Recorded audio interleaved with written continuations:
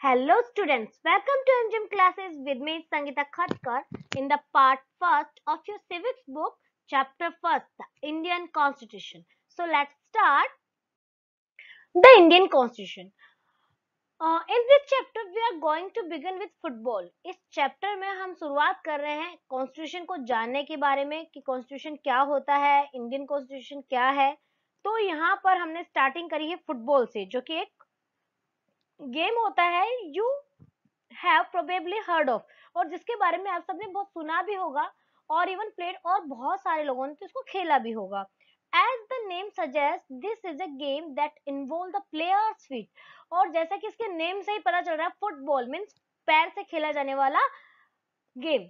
तो ये जो गेम होता है इसमें प्लेयर का फीट जो होता है वो इन्वॉल्व होता है, उसी के मूवमेंट होता है, ये गेम उसी से खेला जाता है। According to the rules of football, if the ball touches the arm of any player,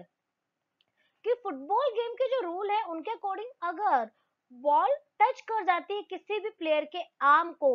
means goal keeper को छोड़कर अगर किसी भी प्लेयर के आर्म बॉल के टच हो जाती है, then this is consider a foul, तो उसको क्या बोला जाता है, फाउल माना जाता है। So if player start holding the football in their hands, और अगर जो प्लेयर्स हैं वो फुटबॉल को अपने हाथ में पकड़ना स्टार्ट कर देते हैं एंड पासिंग इट अराउंड, और उसके बाद में हैंड्स में पकड़ के इसको पास करते हैं, means then they are not playing football, तो वो आगे फुटबॉल नहीं खेल सकते हैं क्योंकि वो रॉन्ग हो जाएगा।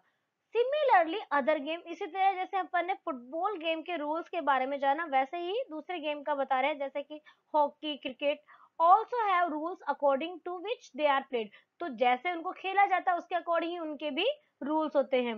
Each of these rules help define the game, तो हर एक रूल डिफाइन करता है कि वो कौन से गेम की बात की। जैसे अपन ने भी फुटबॉल के बारे में पढ़ा, तो फुटबॉल में है कि पैर से खेला जाने वाला गेम है, लेकिन अगर हैंड टच हो गया इट मींस वो फाउल हो गया। तो ये अगर आपसे पूछे रूल्स है कि कौन सा गेम है जिसमें हैंड टच होने पे फाउल हो जाता है, इट मींस वो फुटबॉल है, तो अपन ने पहचान लिया ना। वैसे ही हर एक गेम को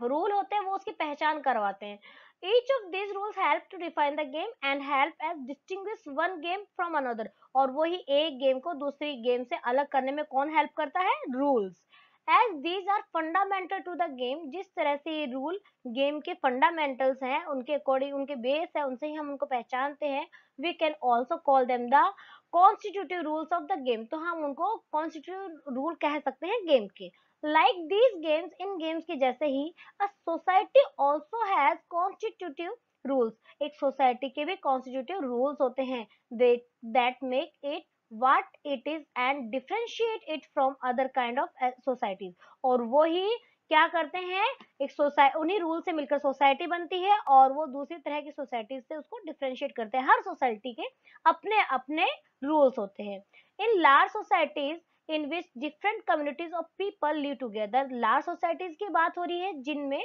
अलग अलग communities के लोग एक साथ रहते हैं। these rules are formulated through consensus, and in modern countries this consensus is usually available in written form, तो ये जो rules बता रहे हैं ये फॉर्मुलेट होते हैं किसके द्वारा, कॉन्सेंसस के द्वारा होते हैं। और जो मॉडर्न कंट्रीज हैं, ठीक है, मॉडर्न कंट्रीज की बात कर रहे हैं यहाँ पर, जहां पर ये जो कॉन्सेंस है वो यूजुअली अवेलेबल रहता है किसमें, रिटन फॉर्म में, मींस ये जो रूल है वो रिटन फॉर्म में रहते हैं। और जो रिटन फॉर्म के जो डॉक्यूमेंट होते हैं जिनमें इस तरह के रूल मिलते हैं वही हमारा कॉन्स्टिट्यूशन होता है, means a written document in which we find such rules is called a constitution. वो डॉक्यूमेंट जिसमें रूल्स लिखे हुए मिलेंगे वो हमारा कॉन्स्टिट्यूशन है, वो हमारा संविधान है। We all looked at the Indian constitution in class 6, हमने कॉन्स्टिट्यूशन के बारे में हमारे क्लास 6 में भी स्टडी किया था, और 7th में भी हमारी सोशल स्टडी और पॉलिटिकल लाइफ की जो टेक्स्ट बुक थी उसमें हमने इसके बारे में पढ़ा था। Have you ever wondered why we need a constitution, तो आपने कभी सोचा है कि हमें कॉन्स्टिट्यूशन की नीड क्यों होती है, आपको जानकर हैरानी नहीं हुई कि हमें कॉन्स्टिट्यूशन की जरूरत क्यों हुई, या फिर और been curious about how the constitution got written, या फिर आप लोगों को ये जानने की उत्सुकता नहीं हुई कि हमारा जो कॉन्स्टिट्यूशन है ये कैसे लिखा गया और हु रोट इट, और इसको किसने लिखा। In this chapter we will discuss both these issues. तो इस चैप्टर में हम इन्हीं दो इश्यूज पे बात करेंगे कि संविधान कैसे लिखा गया, उसको किसने लिखा, and also look at the key feature of the Indian constitution. और उसके बाद में हम हमारे इंडियन कॉन्स्टिट्यूशन के, भारतीय संविधान के कुछ की फीचर्स हैं उनके बारे में भी स्टडी करेंगे। Each of these features is crucial for working of democracy in India, and some of these will be the focus of different chapter in this book। तो ये जो जितने भी इसके फीचर्स हैं, अगर उनकी बात करें अपन वर्क कैसे करते हैं तो थोड़ा सा क्रूशियल है, ठीक है, डेमोक्रेसी के अंदर उनको काम करना, लेकिन अपन अलग अलग चैप्टर्स में इस बुक के उसके बारे में स्टडी करेंगे। अगर आपको ये वीडियो मेरा पसंद आए तो आप इसे प्लीज लाइक, शेयर और सब्सक्राइब करना न भूलें। अब बात आती है कि हमें एक कंट्री के अंदर कॉन्स्टिट्यूशन की जरूरत क्यों पड़ती है। Why does a country need a constitution, एक कंट्री को कॉन्स्टिट्यूशन की जरूरत क्यों है। तो देखो, जैसे कि अपन ने गेम के अंदर पढ़ा था कि गेम के रूल्स होने चाहिए, वैसे ही कंट्री के अंदर भी रूल्स होने चाहिए। तो अभी अपन देखते हैं यहाँ पर, today most countries in the world have a constitution, कि आज के टाइम में वर्ल्ड की जो मोस्ट ऑफ कंट्रीज है उनका सबका संविधान है, मीन्स वहां पर अ सेट ऑफ रूल्स है रिटर्न में। while all democratic countries are likely to have a constitution, जितनी भी डेमोक्रेटिक कंट्रीज हैं likely to have a constitution, उन सभी डेमोक्रेटिक कंट्रीज का एक कॉन्स्टिट्यूशन है, लिखित में संविधान है। It is not necessary that all countries that have a constitution are democratic, लेकिन ये जरूरी नहीं है, क्या जरूरी नहीं है कि ऑल कंट्रीज, वो सभी कंट्रीज दैट उनके जिनके कॉन्स्टिट्यूशन है वो डेमोक्रेटिक हो। देखो यहाँ पे दो चीजें बताई है कि जितने भी कंट्री हैं डेमोक्रेटिक कंट्रीज हैं उनके कॉन्स्टिट्यूशन है, लेकिन ऐसा नहीं है कि जिन कंट्रीज के कॉन्स्टिट्यूशन है वहां पर डेमोक्रेसी हो, ठीक है। The constitution serve several purpose, जो कॉन्स्टिट्यूशन है उसमें बहुत सारे अलग अलग पर्पज भी होते हैं। First, it Lay's out certain ideals, ठीक है, जैसे कि यहाँ पर उन्होंने कुछ आइडियल्स बताए हैं, कुछ विचारधाराएं बताई हैं आदर्शवादिता के, form the basis of the kind of country, जो कि कंट्री के किस तरह के उसके बेसिस पे है, that we as citizen aspire to live in, जिस कंट्री में हम रहना चाहते हैं। या फिर अनोदर तरीका बताया इन्होंने, a constitution tell us what the fundamental nature of our society, कि एक संविधान हमें बताता है कि फंडामेंटल नेचर क्या है एक सोसाइटी का। A country is usually made up of different communities, कि कंट्री जो होती है यूजुअली किससे बनी होती है, अलग अलग कम्युनिटीज से, अलग अलग कम्युनिटीज के लोग वहां रहते हैं, हु शेयर सर्टेन बिलीफ, जिनकी बहुत सारी चीजों में उनकी जो सोच होती है, उनके विश्वास होते हैं वो मिलते हैं। बट बहुत बार क्या होता है, may not necessary agree on all issues, लेकिन मोस्टली ऐसा जरूरी नहीं है कि सभी इश्यूज पे वो एग्री हो, उनकी सभी बातों पे वो एग्री हो। A constitution have serve as a set of rules, तो एक कॉन्स्टिट्यूशन होता है वो हमें हेल्प करता है serve as a set of rules, कि उसमें रूल्स का एक सेट होना जरूरी है, वहां पे प्रिंसिपल्स होने जरूरी है, that all person in a country can agree, और उन प्रिंसिपल्स को लेकर, उन रूल्स को लेकर सभी कंट्री के लोग एग्री होना चाहिए उस पे, जिस बेसिस पे, जिस तरीके से वो उस कंट्री के अंदर रहना चाहते हैं और जिस तरह से अपनी कंट्री की सरकार को वो चलाना चाहते हैं। This include not only the type of government, अब इसके अंदर गवर्नमेंट की टाइप इंक्लूड नहीं है बल्कि और भी क्या इंक्लूड है, ऑल्सो अरे एग्रीमेंट ऑफ सर्टेन आइडियल्स, उसके अंदर कुछ निश्चित विचारधाराओं का, कुछ आदर्शों का भी एक सेट होता है, that they all believe the country should uphold, जिसके ऊपर ये माना जाता है कि वो विश्वास है जिसपे की कंट्री टिकी हुई है। अब यहाँ पर ये दिखा रहे हैं कि जब नेपाल की कंट्री का ही एक यहाँ पर दिखा रहे हैं कि जब नेपाल में लोग स्ट्रगल कर रहे थे डेमोक्रेसी के लिए, कि वहां पर ऐसा होना चाहिए, वहां मोनार्चिकल फॉर्म थी गवर्नमेंट की, तो उसके बारे में बता रहे हैं। Let us try and understand what we mean by this through two contrasting situation बताई है in the recent history of Nepal, कि अब हम समझने की कोशिश करते हैं what we mean by this through, कि हमारा ये जो अपन ने कॉन्स्टिट्यूशन की बात करी है, व्हाई डू पीपल, जो नेपाल के लोग हैं वो नई कॉन्स्टिट्यूशन क्यों चाहते थे, जबकि वहां पे कॉन्स्टिट्यूशन था, यहाँ पे बताया कि नेपाल के अंदर जो है वो लोग स्ट्रगल कर रहे थे डेमोक्रेसी के अंदर, और जब उनका स्ट्रगल जो था वो 1990 में स्टार्ट हुआ था, ठीक है, स्टैब्लिश करी थी डेमोक्रेसी वहां पर, और उसके बाद में 12 ईयर तक, मतलब 2002 तक वो स्ट्रगल कर रहे थे, और अक्टूबर 2002 के अंदर जो किंग ज्ञानेंद्र साइटिंग थे उन्होंने मॉइस्ट अपराइजिंग वे में कंट्री साइड के अंदर बताया था, मॉइस्ट से मतलब माओवादी, चीजों के बारे में बताया था, और वहां पर बहुत सारी चीजें हुई थी। आर्मी ने टेक ओवर कर लिया था, और जो किंग था finally took over the head, वो गवर्नमेंट का हेड बन गया था उसके बाद में। और वो उसके साथ के जो मिनिस्टर थे वो भी हेड हो गए थे। और उसके बाद में जो माओवादी थे उन्होंने दूसरी पॉलिटिकल पार्टी ज्वाइन कर ली थी, और उसके अंदर उन्होंने साइन किया था 12 पॉइंट का एक एग्रीमेंट। और ये जो एग्रीमेंट था जिसको उन्होंने साइन सिग्नल, उसमें एग्रीमेंट में सिग्नल दिया था कि जो लार्ज पब्लिक जो एमिनेंट रिटर्न था डेमोक्रेसी के अंदर, वो पीस को बनाए रखेंगे। और 2006 के अंदर जो पीपल्स का मूवमेंट था डेमोक्रेसी के लिए, वो और ज्यादा इमेंस फोर्स गेन कर लिया था, और ज्यादा शक्ति से स्टार्ट हो गया था उन्होंने। और रिपीटेडली ये जो रिफ्यूजल था ये बढ़ता ही जा रहा था, लोग किंग के खिलाफ होते ही जा रहे थे। और फाइनली अप्रैल 2006 के अंदर जो किंग था उन्होंने रिस्टोर कर दिया था थर्ड पार्लियामेंट को, और बोला गया था पॉलिटिकल पार्टीज को कि वो सरकार बनाए, गवर्नमेंट बनाए। और 2007 के अंदर नेपाल ने अडॉप्ट कर लिया था, एक अंतरिम कॉन्स्टिट्यूशन बनाया था उन्होंने, मतलब फिक्स नहीं था। द अबो फोटो जो है वो यही सीन को शो कर रही है, जो पीपल्स मूवमेंट हुआ था डेमोक्रेसी के लिए 2006 में, उसके बारे में। तो यहाँ पर नेपाल की कंडीशन अपन को बता, सॉरी सिचुएशन अपन को बताई थी उस टाइम क्या थी। अब हम यहाँ पढ़ते हैं वहाँ की कॉन्ट्रास्टिंग सिचुएशन के अंदर। और नेपाल की a country that borders India on the north, और ये जो नेपाल कंट्री है ये इंडिया की नेबरिंग कंट्री है, नॉर्थ में इंडिया की नेबरिंग कंट्री है। Until quite recently Nepal was a monarchy, और कुछ समय पहले ही नेपाल जो है वहां पर मोनार्चिकल फॉर्म ऑफ गवर्नमेंट थी। मतलब मोनार्चिकल फॉर्म ऑफ गवर्नमेंट मीन्स जहाँ पे किंग का जो रूल होता है, मीन्स राजा है, राजा का बेटा राजा बनता है, that is monarchical form of government. The previous constitution of Nepal which had been adopted in 1990, और इससे पहले जो नेपाल का जो कॉन्स्टिट्यूशन था जिसको अडॉप्ट किया गया था 1990s के अंदर, reflected the fact that the final authority rested with the king. तो उससे ये बात साफ जाहिर हो रही थी कि जो फाइनल अथॉरिटी है, मीन्स जो फाइनल पावर है, वो किसके पास है, किंग के पास में। People's movement in Nepal fort for several decades, और लोगों का जो मूवमेंट था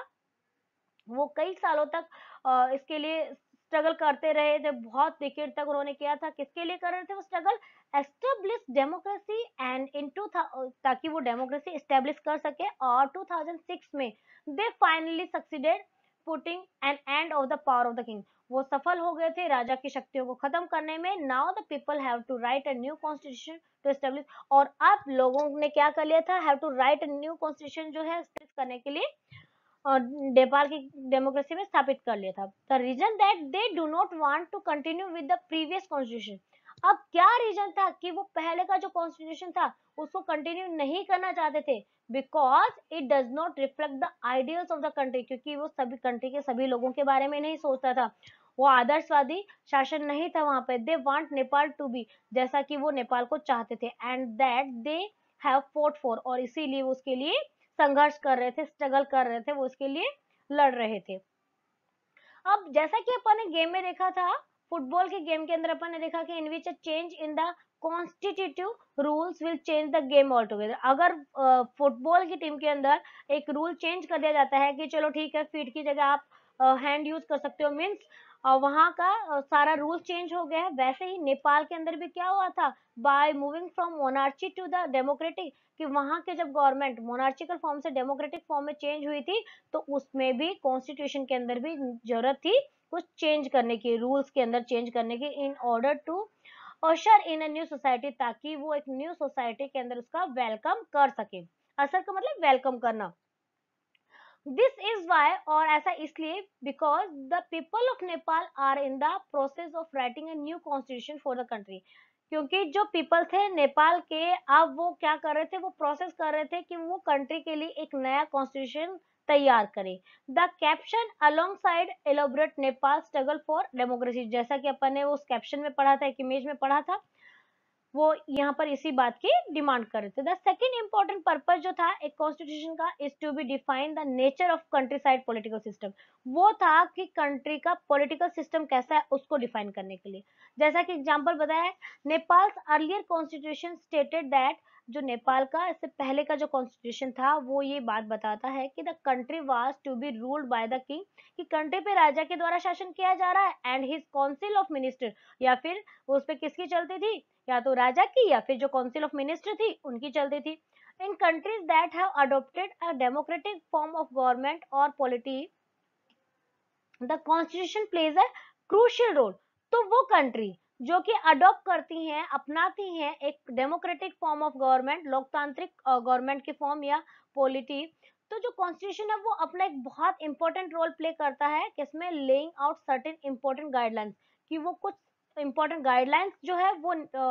फॉलो करने को कहता है, that govern decision making with in this society, कि वो जो डिसीजन मेकिंग होएगा, डिसीजन जो लिया जाएगा वो सोसाइटी के साथ में लिया जाएगा, उसमें लोगों की जो थिंकिंग है, लोगों की जो राय मशवरा है उनको भी इम्पोर्टेंस दी जाएगी। In a democracy, we choose our leaders so that they can exercise power responsibility on our behalf। कि डेमोक्रेसी के अंदर हम क्या करते हैं, हम अपने लीडर को चूज करते हैं, क्यों चूज करते हैं, ताकि जब पावर की रिस्पॉन्सिबिलिटी आती है तो हमारे बिहाफ पर वो रिस्पॉन्सिबिलिटी ले, हमारे भी चीजों को वो ध्यान रखे, हमारी भी रिस्पॉन्सिबिलिटी ले, कि हम लोगों को लेकर उनकी क्या जिम्मेदारियां हैं, सोसाइटी के अंदर क्या चेंजेस करने हैं, किन चीजों का ध्यान रखना है। There is always the possibility that these leaders might misuse their authority. तो मोस्टली पॉसिबिलिटी क्या होती है कि ये जो लीडर हैं, जैसे ही वो लीडर बनेंगे वो अपनी इस अथॉरिटी का, इस पावर का मिसयूज करेंगे, and the constitution usually provide safe guard against this. तो उस समय हमें सेफ गार्ड कौन करता है, हमारा कॉन्स्टिट्यूशन, क्योंकि वहां साफ रिटर्न में मिलेगा कि रूल क्या थे और लीडर्स ने उन रूल्स को मिसयूज किया है, तो उन लीडर्स के खिलाफ एक्शन लिया जा सकता है। This misuse of authority can result in gross injustice as demonstrated in the classroom situation below. तो ये जो मिसयूज किया जाता है ना अथॉरिटी का, उससे बहुत सारे लोगों के साथ इनजस्टिस होता है, अन्याय होता है, जैसा कि यहाँ पर है ना, एक नीचे क्लासरूम सिचुएशन बताई जाएगी, उसमें बताया जाएगा कि किस तरह से लोग जैसे ही उनके पास में पावर आ जाती है तो वो क्या करते हैं, मिसयूज करते हैं अपने पावर को, और कोशिश करते हैं कि दूसरे के जो अधिकार है उनको खुद यूज करने की कोशिश करते हैं। अब यहाँ पे क्लासरूम सीन दिखाया हुआ है, इसमें Suresh is the class monitor होता है और he is a bully, his classmates are not too fond of him. तो वो एक शरारती किस्म का लड़का होता है, शैतान होता है, दूसरों को टीच करना, परेशान करना उसको पसंद होता है। His classmates are not too fond of him, उसके क्लासमेट उसको बहुत ज्यादा पसंद भी नहीं करते हैं। Mrs Rao the class teacher, और उनकी जो क्लास टीचर होते हैं Mrs Rao, has to leave the classroom on some urgent work. तो वो कुछ अर्जेंट वर्क से क्लासरूम छोड़ के जाती है और वो सुरेश को कहती है कि माइंड द क्लास, की क्लास का ध्यान रखे। Suresh starting picking on Anil, तो वो क्या करता है, सुरेश अनिल को परेशान करना स्टार्ट कर देता है। फिर वो बोलता है, Anil today I am going to report you to Mrs Rao. तो वो फिर अनिल को बोलता है कि अनिल आज मैं तुम्हारी शिकायत किससे करने जा रहा हूँ, मिसेस राव से तुम्हारी कंप्लेन करने जा रहा हूँ। तो अनिल उससे पूछता है, but what have I done, कि मैंने आखिर किया क्या है। तो जब मिसेस राव वापस आती है क्लास में अपना अर्जेंट वर्क फिनिश करके, तो उससे सुरेश बोलता है, ma'am while you were away Anil cap talking loudly, कि जब मैम आप चले गए थे तो अनिल बहुत तेज तेज बोलना स्टार्ट कर दिया था अनिल ने, एंड डिस्टर्बिंग द क्लास, और वो क्लास को डिस्टर्ब कर रहा था।